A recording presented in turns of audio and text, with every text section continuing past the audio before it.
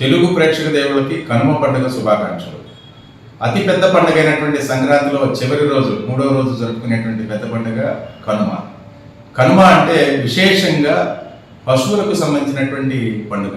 అంటే సంవత్సర కాలం అంతా కూడా మనతో పాటుగా మనకి సహకారంగా ఉంటూ వ్యవసాయ రంగంలో సేవలు అందించినటువంటి పశు సంపదని కూడా మనం గౌరవించుకోవాలి.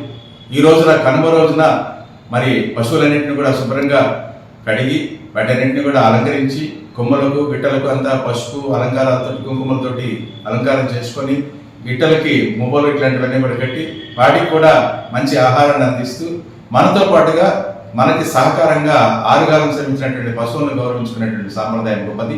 ఈ కనుమ రోజున తప్పనిసరిగా ప్రతి ఒక్కరు కూడా వ్యవసాయ ఆధారిత కుటుంబాలన్నింటిలో కూడా ఈ పశు సంపదను కూడా సంరక్షణ చేస్తారని, అదేవిధంగా గో సంరక్షణ చేస్తారని చెప్పేసి మరీ ప్రార్థిస్తూ కనుమ రోజున ప్రేక్షక దేవులందరికీ కూడా కనుమ పర్వదిన శుభాకాంక్షలు.